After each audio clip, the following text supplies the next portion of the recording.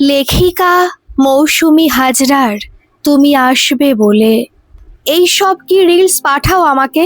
কোনো মাথা মুন্ডু নেই, শুধু ডিপ্রেশন, মুড সুইং, এংজাইটি।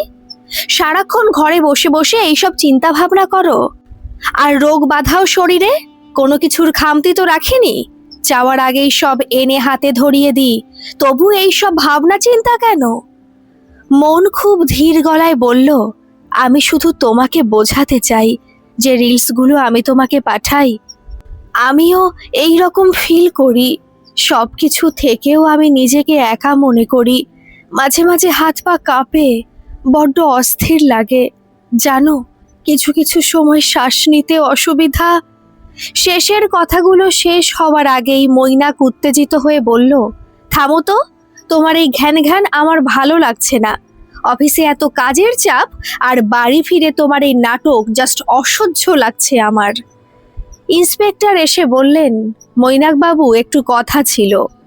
মৈনাকের সম্বিত ফিরল, নিজেকে সামলে নিয়ে বলল, হ্যাঁ বলুন। ইন্সপেক্টর তার পাশে বসলেন, কিছুক্ষণ নীরব থেকে বললেন, একটা মানুষের মনে কি চলছে তা পাশাপাশি থেকেও বোঝা যায় না। সংসার বড্ড কঠিন তপস্যা, কিন্তু ভালোবাসা, ভালোবাসা থাকলে তো একজন একজনের চোখ দেখেই বুঝে যাবে মনের মধ্যে কি চলছে। মৈনাক বিড়বিড় করে বলল, চোখ? হ্যাঁ, চোখ। কতদিন তো আমি মনের চোখের দিকেই তাকাইনি। মেয়েটা আমার জন্য আত্মহত্যার মতো একটা রাস্তা বেছে নিল। ইন্সপেক্টর, আমি দোষী, এইসবের জন্য আমাকে শাস্তি দিন। কান্নায় ভেঙে পড়ল মৈনাক। দেখ মৈনাক, তোর পছন্দ করা মেয়েকে আমরা মেনে নিয়েছি, তবে মনকে আমাদের কথা শুনতে হবে। বিয়ে হয়েছে, সংসার করুক মন দিয়ে, নাচ এবার বন্ধ করতে হবে। বিয়ের আগে যা হয়েছে, এখন ওই সব করে লাভ নেই। আর এই বাড়ির বউ নাচ শেখাবে তা আমরা কেউই চাই না। মন, শোনো না, নাচটা এবার বন্ধ করে দাও। মা বাবা একদমই চাইছে না। মন চুপচাপ কথাটা শুনল। বারবার শ্বশুর শাশুড়িকে বোঝানোর পরও ওরা মানলেন না। মন তো দায়িত্ব কর্তব্যের কোনো ত্রুটি রাখেনি, সব দিক সামলে নিয়েছিল তো। এই নাচের জন্য সে তার কত ভালো জব পেয়েও ছেড়েছিল, আর আজ সংসারের জন্য এই নাচকে ছাড়তে হবে। মৈনাক যদি একটু ভালো করে বোঝাতো তার বাবা মাকে, নিশ্চয়ই তারা রাজিও হতেন। কিন্তু এখন মনে হয় মৈনাকও এটা চায় না। উদাসীনভাবে মন তাকিয়ে থাকে খাঁচায় বন্দি পাখিটার দিকে। আজকাল বড্ড চুপ হয়ে গেছে মেয়েটা। মা বাবা না থাকলে তুমি বাড়িতেই নাচ প্র্যাকটিস করবে, শেখাতে যেতে হবে না। আর শেখাতে গেলেও তোমাকে ওই বাড়ি যেতে হবে। কে আছে বলো তো ওই বাড়িতে? মন তার প্রিয় ঘুঙুরগুলো হাতে নিয়ে ভাবতে থাকে, মাকে তো ছোটবেলাতেই হারিয়েছে। বাবা ছিলেন একমাত্র আশ্রয়। বিয়ের 3 মাসের মধ্যে বাবাও মারা গেলেন। নাচ শেখানোর বাহানাতে ওই বাড়ি গেলে বাড়ির দরজা জানালা খোলা হয়, বাতাস এসে ভরিয়ে দেয় ঘরখানি। ওই ঘরও বুঝতে পারে সে অনাথ নয়। ঘুঙুরের আওয়াজে ঘর যেন প্রাণবন্ত হয়। কিন্তু এখন থেকে সব বন্ধ। খুশির খবর বছর ঘুরতে না ঘুরতেই এলো। এক মুহূর্তে প্রাণ ফিরে পেয়েছিল মন। বারবার পেটে হাত দিয়ে অনুভব করার চেষ্টা করত, কেউ তো তার নিজের, একদম নিজের। সদ্য বাবাকে হারানোর শোকও কিছুটা ভুলে গিয়েছিল। কিন্তু আনন্দ বেশিক্ষণ স্থায়ী হলো না। স্নান করতে গিয়ে যখন দেখল শরীর থেকে গড়িয়ে পড়া জল ধীরে ধীরে লাল হয়ে যাচ্ছে, তাড়াতাড়ি ডাক্তার ডাকা হলো। মিসক্যারেজ শব্দটা ডাক্তারের মুখে শুনে বাড়ির সকলের মনে বিষাদের কালো মেঘ ঘনিয়ে এলো। মা, একটু ওই বাড়ি থেকে ঘুরে আসবো, শরীরটা আগের থেকে ঠিক আছে। মনের শাশুড়ি মা তখন বিরক্ত হয়ে বললেন, ওই বাড়িতে গিয়ে কি করবে শুনি? আবার সেই ধেই ধেই করে নাচ? ওই জন্যই বাচ্চাটা নষ্ট হলো। মনের চোখে তখন জল বাঁধ ভেঙে বেরিয়ে আসতে চাইছে। কিছুটা ধীরে ধীরে বলল, মা, আমি তো ওই সময় নাচ করিনি। যেভাবে বলেছিলেন সেইভাবেই ছিলাম। আমার কি দোষ ছিল বলুন তো? দিন পেরিয়ে যাচ্ছিল, এই সংসারে মনকে একটু বোঝার মতো কেউ ছিল না। মৈনাকও নিজেকে ব্যস্ত করে রেখেছিল। কেউই টের পাচ্ছিল না মন ভেতর থেকে শেষ হয়ে যাচ্ছিল। নিজের ইচ্ছে, শখ, হাসি, আনন্দ সব শেষ হয়ে যাচ্ছিল। নার্সিংহোমে বসে বসে আজ সবকিছু বুঝতে পারছে মৈনাক। মনের কথাগুলো তখন যদি একটু গুরুত্ব দিত, তাহলে আজকের দিনটা দেখতে হতো না। কিছুক্ষণ পর একজন নার্স এসে বললেন, এবার পেশেন্টের সাথে দেখা করা যাবে। ধীর পায়ে কেবিনে ঢুকলো মৈনাক। বড্ড অপরাধী লাগছে নিজেকে। কি করে চোখে চোখ রাখবে সে? একদিন এই মেয়েটাকে কথা দিয়েছিল সারা জীবন আগলে রাখবে, আর আজ? মন ধীরে ধীরে বলল, তোমাদের খুব অসুবিধায় ফেললাম, তাই না মৈনাক? আমি তো নিজেকে শেষ করতেই চেয়েছিলাম। কথাটা বলতে বলতে উঠে বসার চেষ্টা করলো মন। ঠিক তখনই হাতের উপর চাপ পড়ল। ক্ষতটা বেশ গভীর, আর কিছুক্ষণ রক্তক্ষরণ হলেই হয়তো আজ মন বেঁচে থাকতো না। মৈনাক কিছু বলার আগেই মন বলল, আমাকে মুক্তি দেবে? মৃত্যুর মুখ থেকে ঘুরে আসার পর বুঝতে পারছি জীবনটা কত দামি। আমি নিজের মতো করে বাঁচতে চাই এবার। মৈনাক অসহায়ের মতো তাকিয়ে আছে মনের দিকে। কি ব্যাপার ম্যাডাম, জলে ঝাঁপ দেওয়ার ইচ্ছে আছে নাকি? মন জলের দিকে একদৃষ্টিতে তাকিয়ে, না তো, আমি জলের গভীরতা দেখছি। সে আপনি রেলিং থেকে নেমেও দেখতে পারেন। ওখান থেকে নেমে আসুন প্লিজ। মন রেলিং থেকে নিচে নেমে অপরিচিত ব্যক্তিটির দিকে তাকিয়ে হেসে বলল, আমি সুইসাইড করতে এখানে আসিনি। আপনি খামোখা চিন্তা করবেন না, যান, নিজের কাজে যান। সে না হয় আমি চলে যাব, কিন্তু এই ভর দুপুরে নির্জন জায়গায় আপনি একা একা? ভর দুপুর, নির্জন জায়গা, শুধু জলের শব্দ। বেশ একটা শান্তি খুঁজে পাচ্ছেন না? আমি তো পাচ্ছি, তাই একটু সময় কাটাচ্ছি এখানে। বেশিক্ষণ তো থাকবো না, চলে যেতেই হবে। তা কিছু যদি মনে না করেন একটা কথা জিজ্ঞাসা করি? আজকাল আমি কিছু মনে করি না, মনে কিছু রাখিও না। জিজ্ঞাসা করুন, দেখি কি জানার আছে আপনার। আপনার হাতের ব্যান্ডেজটা মানে কি হয়েছে? ও, ওটা কদিন আগে হাতের শিরা কাটতে গিয়েছিলাম, মরিনি, বেঁচে গেলাম। ভাগ্যিস বেঁচে গেলাম, নয়তো এত সুন্দর জীবনখানা পেতাম কি করে বলুন তো? সত্যি বলছেন? আপনি তো বেশ রহস্যে মোড়া দেখছি। কেন জানি মনে হচ্ছে আপনার সাথে কথা বললে আমি আমার জীবনের অনেক প্রশ্নের উত্তর খুঁজে পেয়ে যাব। বন্ধুত্ব করবেন আমার সাথে? না মশাই, আমি ঘর ছেড়ে বেরিয়ে এসেছি সব কিছু টান ভুলে। আমি একার মতো বাঁচতে চাই। আচ্ছা ঠিক আছে, বেশ, আমি আপনাকে কোনোভাবে বিরক্ত করব না। ফোন নাম্বার তো দূরের কথা, নাম অবধি জানতে চাইবো না। এমনকি নিজেরও কোনো পরিচয় দেব না। প্রত্যেক রবিবার বিকেলে আমি এখানে অপেক্ষা করব আপনার জন্য। আমি জোর করব না, কিন্তু আমি নিশ্চিত আপনি কোনো এক রবিবার ঠিক আসবেন এখানে। আসবেন তো? কথা? কথা? কিন্তু আমি তো... না, আমি জানতে চাইছি না। আপনার আসল নাম কি, কি পরিচয় আপনার? আপনি আমার কাছে কথা হয়ে থাকবেন, আমি অপেক্ষা করব। মন চুপচাপ দাঁড়িয়ে থেকে ওই অপরিচিত ব্যক্তিটির চলে যাওয়া দেখছিল। তারপর হঠাৎ পিছন থেকে ডেকে বলল, আমি আসবো না কাব্য, আমি আসবো না। কাব্য? একটা নতুন নাম, একটা নতুন অধ্যায়। ফোনটা বের করে কাব্য ওয়ালপেপারের সুরঞ্জনার ছবির দিকে তাকিয়ে বলল, তোমার জায়গা কোনোদিন কাউকে দিতে পারবো না, তবে এই মুহূর্তে আমি তোমার গন্ধ পেলাম। অনেক দিন পর, জানো, এই পরিচিত গন্ধে আমি ক্ষণিকের জন্য ভুলে গিয়েছিলাম তোমাকে। এই যে মেয়েটার নাম আমি কথা দিলাম, ও জমিয়ে রেখেছে হাজারো অভিমান, কষ্ট আর না বলা কথা। ও চলে গেল নিজের জায়গায় আমাকে কাব্য নাম দিয়ে, বলে গেল ও আসবে না, একবারও পিছন ফিরে দেখলো না। আমি এখনো দাঁড়িয়ে আছি, এই গ্রীষ্মের দাবদাহে শীতল বাতাস হয়ে এসে চলে গেল। কিন্তু আমি জানি কথা আবার আসবে, কোনো না কোনো এক রবিবার, এই কাব্যের কাছে। ঘুঙুরগুলো পায়ে পড়ল মন অনেক দিন পর। তবে আজ আর কোনো নাচ নয়, আজ এতদিন পর এই বাড়িতে এসে যেন প্রাণ ফিরে পেল। বাড়ির সব দরজা জানালা খুলে দিল, তারপর চুল খুলে দিয়ে বহুদিন পর দোলনাটায় এসে বসলো। একটু পরেই সন্ধে নামবে, পাখিরাও পথ ভুলে বারান্দায় এসে কিচিরমিচির করতে লাগলো। হাওয়া, দরজা, জানালা, পাখি, এই বাড়ি সবাই জানতে পেরেছে মন এসেছে, প্রাণ এসেছে। মন, বাড়িতে আছো? বহুদিন পর ইকবাল চাচার গলার স্বর পেয়ে ছুটে বেরিয়ে এলো মন। কতদিন পর দেখা দুজনের। ইকবাল চাচা সবটাই জানেন, তাই কোনো কিছু জানতে বা বুঝতে না দিয়ে বললেন, কাল থেকে বাচ্চারা আবার বিকেলে নাচ শিখতে আসবে। আমি কাল সকালের দিকে লোক পাঠাবো, তারা বাড়িটা আর বাগানের দিকটা পরিষ্কার করে দিয়ে যাবে।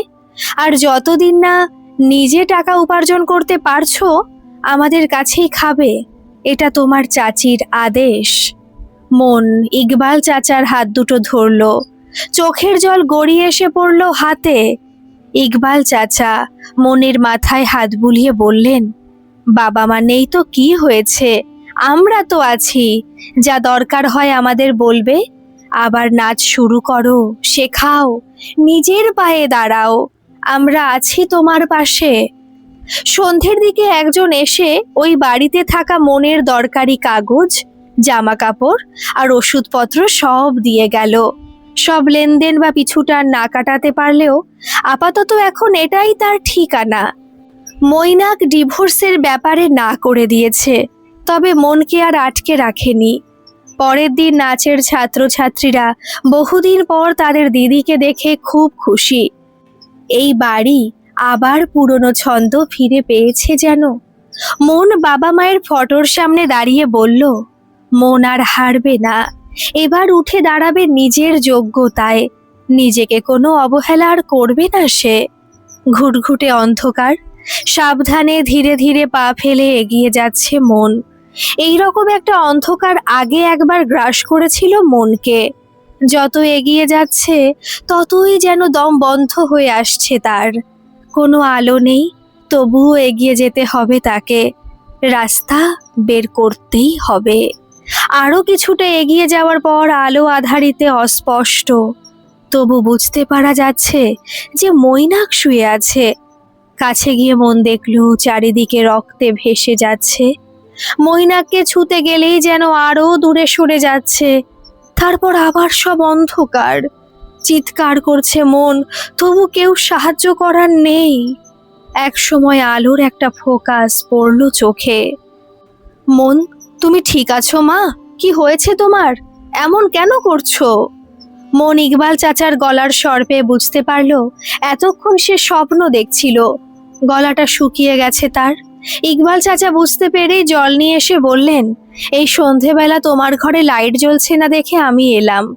অসময়ে একটু চোখটা লেগে গিয়েছিল তোমার।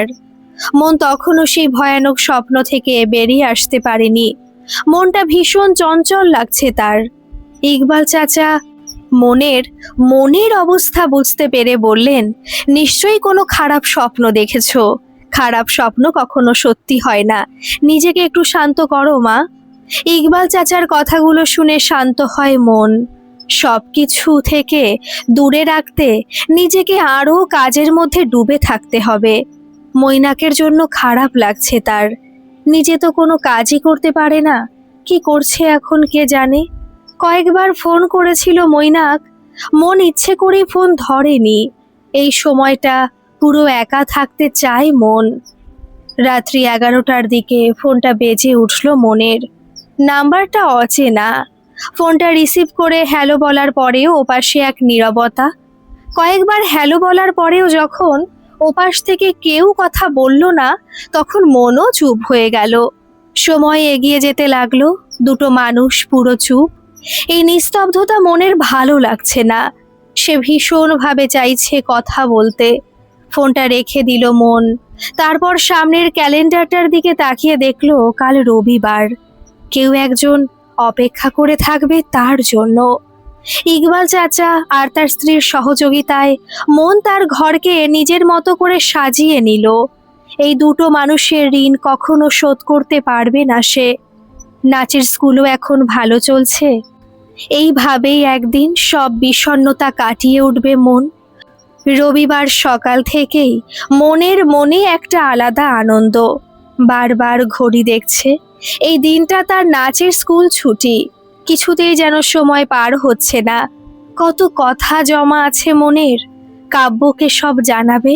পছন্দের সবুজ রঙের খাদি শাড়িটা বের করে পরে নিল। খুব অল্প সাজেও আজ যেন একটু বেশি সুন্দর লাগছে মনকে। নাকি আগেও লাগতো? এতদিন তো আয়নার সামনেও দাঁড়াতো না মন। কাব্য অনেক আগে উপস্থিত সেই স্থানে। তার মনও বড্ড অস্থির, কারণটা সে নিজেও জানে না। কথা আসবে তো আজ, কথার থেকে অনেক কথা শুনতে চায় সে। বারবার ফোনের দিকে দেখতে লাগলো। নদীর ঘাটে এক এক করে নৌকা সব ফিরে এলো। কাজ শেষ করে সবাই বাড়ি ফিরছে। পাখিরাও নিজের নিজের বাসায় ফিরতে ব্যস্ত। সূর্য এবার ডোবার পালা। শুধু কাব্য একা, একদম একা। যে পথ দিয়ে কথা গেছে, একদিন সেই পথে কথা ঠিক ফিরবে। আজ না হোক, কোনো একটা রবিবার কথা ঠিক আসবে। সন্ধে নেমে এলো। কাব্যকে এবার ফিরতে হবে। একটা দীর্ঘশ্বাস রেখে গেল এখানে। কথাকে নিশ্চয়ই এই বিকেলের গল্প একদিন সে শোনাবে। বসে থাকা জায়গাটায় একটা পাথরে করে লিখে রাখলো, আমি অপেক্ষা করব কথা। তখনও মন সেজেগুজে ঘরে চুপচাপ বসে আছে। কত কি বলার ছিল কাব্যকে আজ। সমুদ্রে গোড়ালি ভেজানোর গল্প, প্রথম সাইকেল চালানো, মা মারা যাওয়ার পর বাবা কি সুন্দর মা হয়ে উঠেছিল, বাবার মৃত্যুর পর এক ফোঁটা চোখের জল না ফেলা, মিসক্যারেজ, আরো কত কত কথা বলার ছিল। চোখের জলটা মুছে নিল মন। এইসব কাহিনী তার নিজের, ব্যক্তিগত। তা কারোর সাথে শেয়ার করবে না। সে নিজেই একদিন ঠিক নিজেকে সামলে নেবে। ব্যালকনিতে গিয়ে খোলা আকাশের দিকে তাকিয়ে চোখ বন্ধ করে নিয়ে বলল, আমায় ক্ষমা করবেন কাব্য। আপনার কথা, এতদিন নিজের কথাগুলো চেপে রেখে এসেছে। এত সহজে একটা জায়গা তৈরি হচ্ছে দেখে ভয় লাগছে। এই যে আপনার সাথে দেখা করার ব্যাকুলতা, আরও ভয় লাগছে। আবারও অন্ধকারে ডুবে যাব না তো? আবারও সেই অচেনা নাম্বার থেকে ফোনটা এলো। মন ফোনটা ধরলো, কিন্তু আবারও সেদিনের মতোই নীরবতা। দেখো মন, তোমার যদি আসার হয় তাহলে এসো, নয়তো আমার ছেলেকে মুক্তি দাও। কতদিন এইভাবে চলবে? নিজের মতো শুরু করেছো জীবন। তোমার মতো মেয়েরা শুধু নিজেদের কথা ভাবে। মন চুপচাপ শুনে গেল শাশুড়ি মায়ের কথাগুলো। কোনো রকম উত্তেজিত না হয়ে জিজ্ঞাসা করলো, হাঁটুর ব্যথাটা আপনার কেমন আছে এখন? বাবার খাবার দিকে নজর রাখুন, সুগারটা যেন না বাড়ে। মৈনাক প্রতিদিন অফিস থেকে এলেই বলতো মাথা ব্যথা করছে, একটু আদা দিয়ে ভালো করে চা বানিয়ে দেবেন। মনের শাশুড়ি মা মনের হাতটা ধরে নিজের কাছেই বসিয়ে বললেন, এই সব কিছু ছেড়ে একা একা কিভাবে আছো? আমরা মানছি ভুল ছিল আমাদের, কিন্তু চলো না মা, আবার সব নতুন করে শুরু করি। ছেলেটা আমার অনেক পাল্টে গেছে। রাত করে বাড়ি ফেরে, কারোর সাথে কথা বলে না, একদম চুপ করে গেছে। মন একটা দীর্ঘশ্বাস ছেড়ে বলল, তার মানে আপনি আজ আমার জন্য আসেননি এখানে, আপনার ছেলের জন্য এসেছেন। ক্যালেন্ডার জানান দিচ্ছে আজ রবিবার। কাব্যর সাথে দেখার পর 3টে রবিবার পেরিয়ে গেছে। এই রবিবারগুলোতে সত্যি কি কাব্য এসেছিল? যদি এসেও থাকে, কতক্ষণ অপেক্ষা করেছিল? জলের গভীরতা, পাখির ডাক, ঘাটে নৌকাদের ফিরে আসা দেখেছিল, নাকি অভিশাপ দিয়েছে এমন ব্যাকুলতা নিয়ে আমিও একদিন পথ চেয়ে থাকবো তার, আর সে আসবে না, কোনো দিন আসবে না?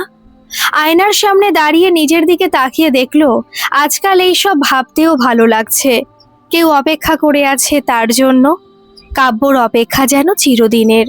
সুরঞ্জনা আসবে বলেও ফিরে আসেনি। শেষ দেখা হয়েছিল মর্গে। নিথর দেহটা তখন ঠান্ডা। বারবার কাব্য বলেছিল, তুমি এমন শীতল নও সুরঞ্জনা, একবার চেয়ে দেখো, আমাদের অনেক ঝগড়া করা বাকি। এই যে মশাই, শুনছেন? ওখানে দাঁড়িয়ে কি ভাবছেন? জলে ঝাঁপ দেওয়ার ইচ্ছে আছে নাকি? আমি কিন্তু সাঁতার জানি, আপনাকে বাঁচিয়ে নেব। কাব্য চোখ দুটো বন্ধ করলো কয়েক সেকেন্ডের জন্য। সে জানতো কথা আসবে, একদিন ঠিক আসবে। তারপর পেছন ফিরে তাকিয়ে বলল, আপনি সাঁতার জানেন তাহলে? হ্যাঁ জানি তো, গ্রীষ্মের ছুটিতে বাড়ির সামনের পুকুরটাতে এপার আর ওপার করতাম। আমাকে বারণ করার কেউ ছিল না তো, মা আগেই মারা গিয়েছিলেন, বাবা অফিসে থাকতেন। ইকবাল চাচা আর চাচি মিলে জোর করে আমাকে পুকুর থেকে তুলে নিয়ে যেতেন। দুপুরে খাইয়ে ঘুম পাড়িয়ে দিতেন, বিকেল হলে দুদিকে চুল বেঁধে দিতেন। জানেন, তখন ফ্রক পরতাম, চিৎকার করতাম, জোরে জোরে হাসতাম। কোনো নিষেধ বারণ কিছুই ছিল না। কিছুক্ষণ চুপ করে থাকলো মন। কাব্য তার মুখের দিকে চেয়ে আছে। কি সহজে মুখখানি, চোখ দেখলেই বোঝা যায় কত ইচ্ছে সে লুকিয়ে রেখেছে। কাব্য সেই মুহূর্তে নীরবতাকে ভেঙে বললেন, নৌকায় চড়বেন? মনের চোখগুলো আনন্দে জলজল করে উঠল। নিজেদের সেই সময়কার কথা ছেড়ে শৈশবের কথা শোনাতে দুজনে ব্যস্ত। কখনো কখনো শৈশবের কিছু কাহিনী দুজনের মিলে গেলে দুজনেই খুশি হয়ে যাচ্ছে। অমিল হলে একজন আরেকজনের কাহিনী মন দিয়ে শুনছে। মন কিছুক্ষণ পর বলল, আমাদের জীবনে শ্রোতার সংখ্যা খুব কম, তাই না কাব্য? কাব্য তখন মুখে মলিন হাসি নিয়ে চেয়ে থাকলো কথার দিকে। মেয়েটার ভিতরে এখনো প্রাণ আছে।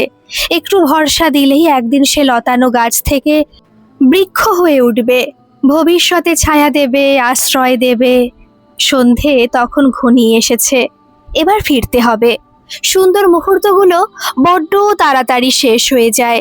যাবার জন্য প্রস্তুত দুজনে? আদৌ কি প্রস্তুত?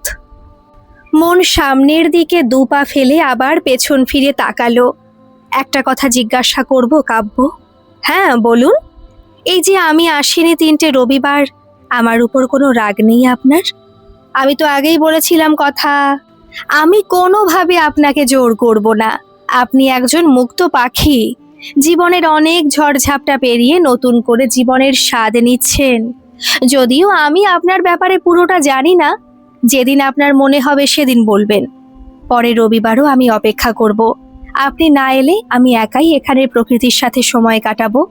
হয়তো কখনো কখনো আপনার প্রতি অভিযোগ জানাবো, এই আকাশ বাতাস গাছেদের।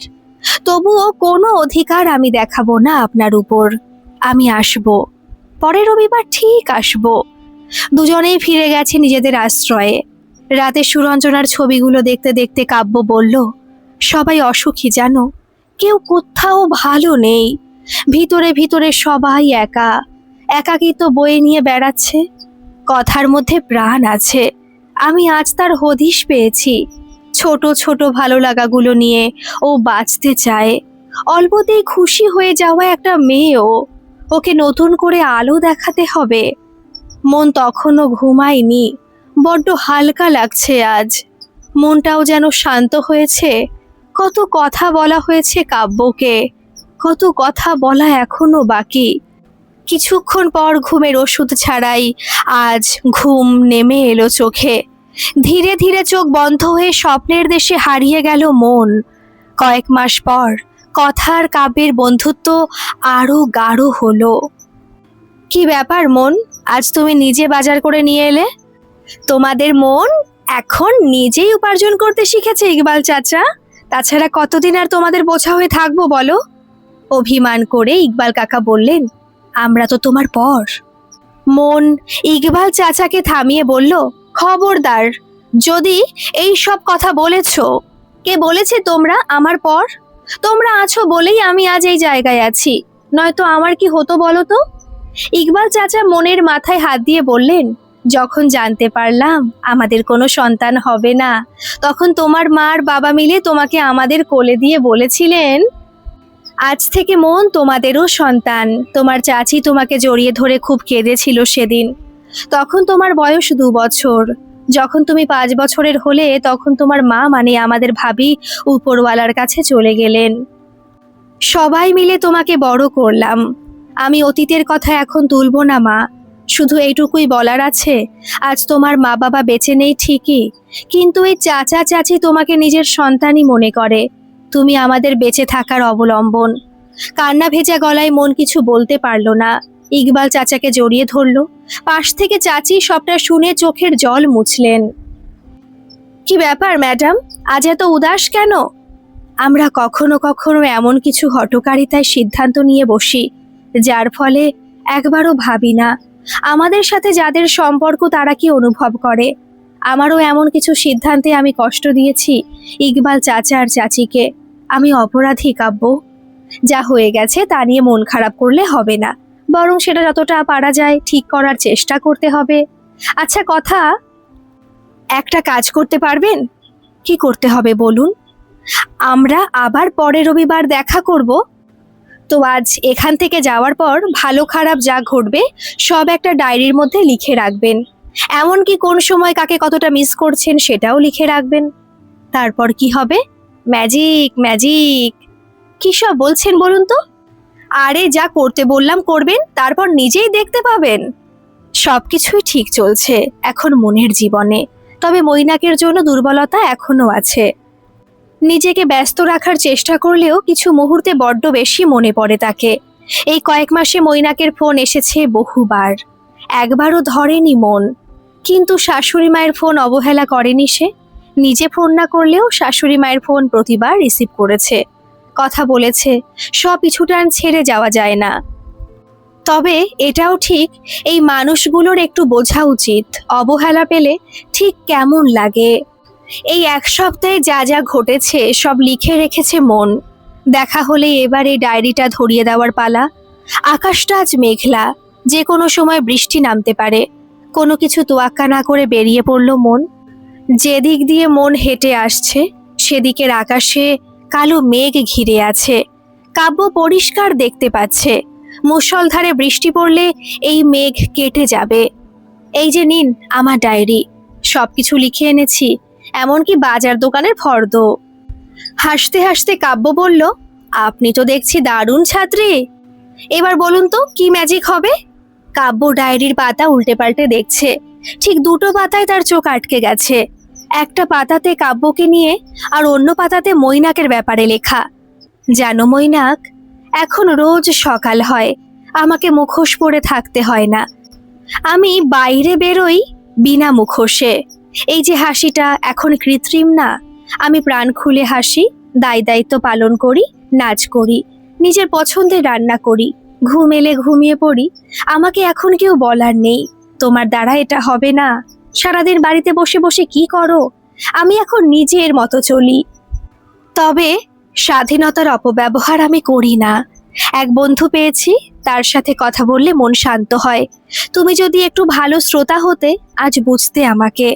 এখন কোনো অভিযোগ নেই, তবে আজও রাতে ঘুম ভেঙে গেলে পাশবালিশটা তোমাকে ভেবে জড়িয়ে ধরি। তোমার ঘুম হয় মৈনাক? এতটুকু পড়ে থামলো কাব্য। ডায়েরির এই অংশটা আবার জোরে জোরে পড়তে বলল মনকে। প্রথমে কিছুটা অবাক হলেও মন ভালো ছাত্রীর মতো কাব্যর কথা শুনে জোরে জোরে পড়তে লাগলো। একটার পর একটা লাইন পড়ার সময় গলার স্বর ক্ষীণ হতে লাগলো। শেষের লাইনগুলো পড়ার সময় কান্না বাঁধ ভেঙে বেরিয়ে এলো। চিৎকার করে কাঁদতে লাগলো মন।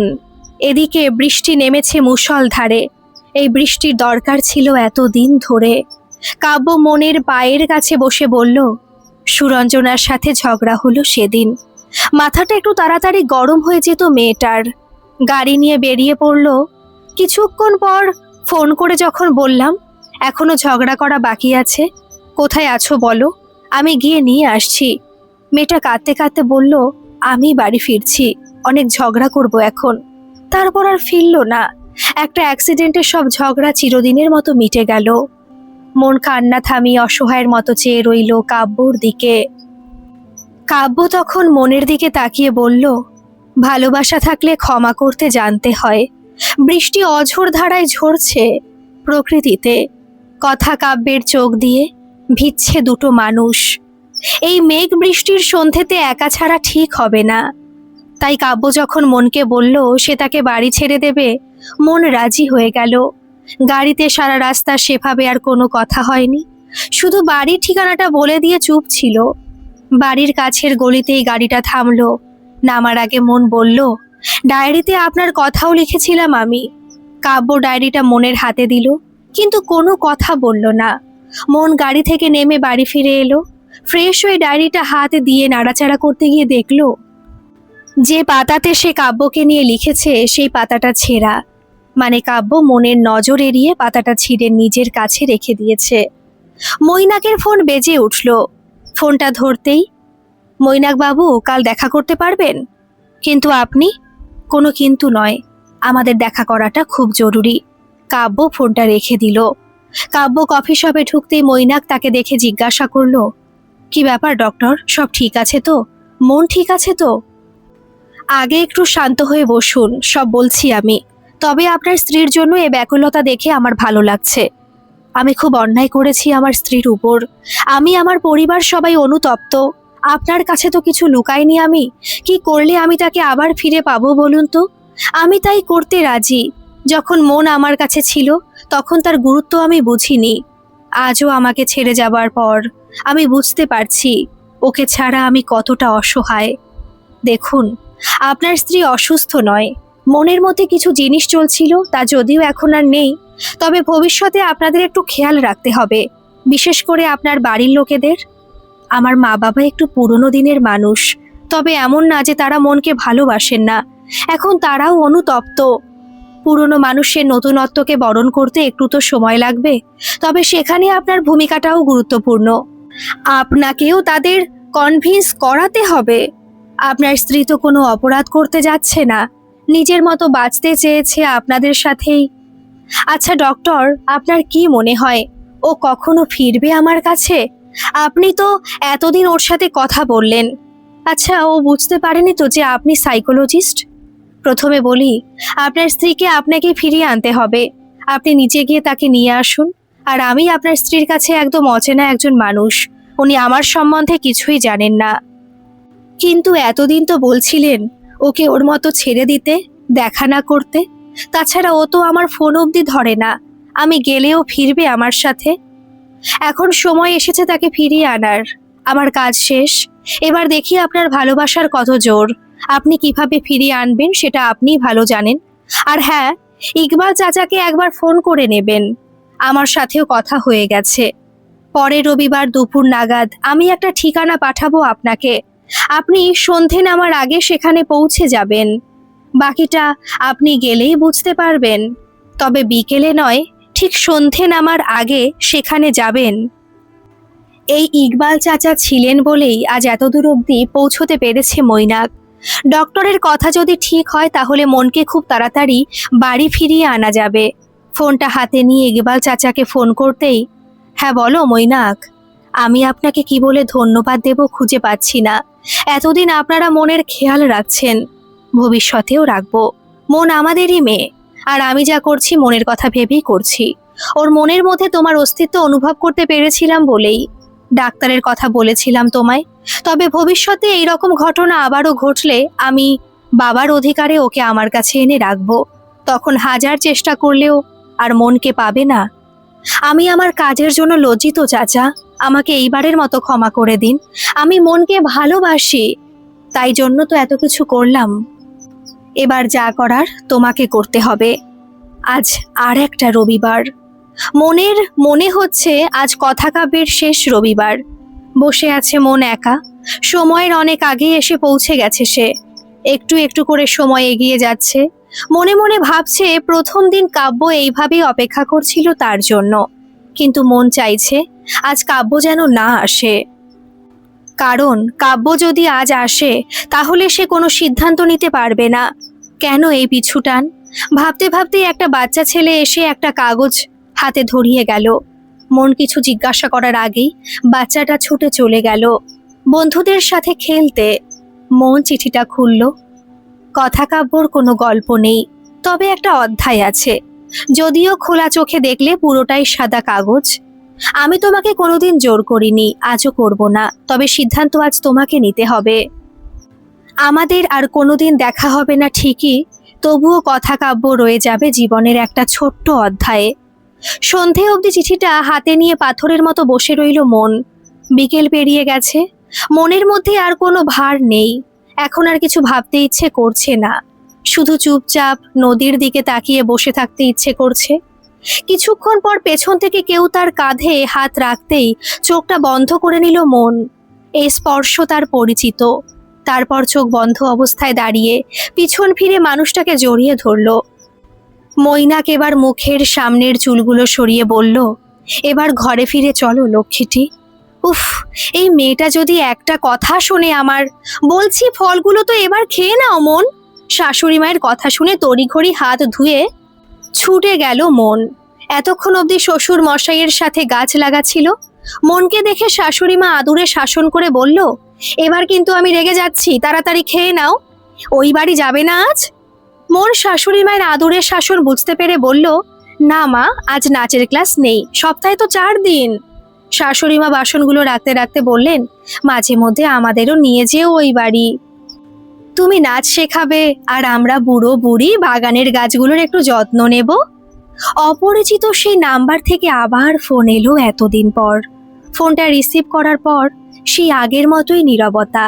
মন সে নীরবতা ভেঙে নিজেই বলল, আমি এই নিঃশ্বাস চিনি মৈনাক, এখন তো আমি তোমার সাথেই আছি, তাহলে কেনই লুকোচুরি? মৈনাক একটা দীর্ঘশ্বাস ছেড়ে বলল, আমার মন আমারই আছে, আগেও ছিল, ভবিষ্যতেও থাকবে। সন্ধেবেলা রেডি থেকো, একটু বেরোবো দুজনে, আর ডিনারও বাইরে থেকে করে আসবো। সব রাগ অভিমান ভুলে মন আর মৈনাক আবার আগের ছন্দে ফিরেছে। মৈনাক এখন পুরো আগলে রাখে মনকে। এই দুটো মানুষকে দেখলে এখন বোঝা যায় না কতটা খারাপ সময় পার করেছে দুজনে। কাব্য দূরে একটা টেবিলে বসে আছে, ঠিক যতটা দূরে থাকলে মনের নজর যাবে না। সেদিনের মনের ডায়েরি থেকে ছেঁড়া পাতাটা বের করে আরো একবার পড়ল। আমার জীবনে এত কিছু হওয়ার ছিল, তুমি আসবে বলে, তুমি এসে সবটা নিজে হাতে সাজিয়ে দেবে বলে। আমাকে ফিরতে হবে একদিন কাব্য, কারণ সব পিছুটান ছেড়ে আমি আসতে পারিনি। তবে এবার মাথা উঁচু করে যাব, মাথা উঁচু করে বাঁচব, নিজের স্বপ্ন নিজের ইচ্ছেকে প্রাধান্য দেব। আমাদের কথা কাব্য একদিন শেষ হয়ে যাবে, তবুও তার রেশ থেকে যাবে।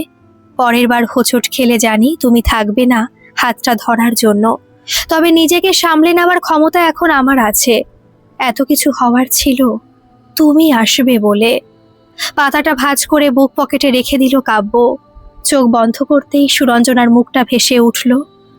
মনে মনে বলল, এই যান্ত্রিক শহরে এখনো প্রাণ আছে সুরঞ্জনা, কারণ এখনো ভালোবাসা আছে, অপেক্ষা আছে, পিছু টান আছে, ছেড়ে যাওয়ার ভয় আছে। গল্পটা কেমন লাগলো অবশ্যই কমেন্ট করে জানাবেন, আর ভালো লাগলে একটা সাবস্ক্রাইব করে আমার পাশে থাকবেন। ধন্যবাদ।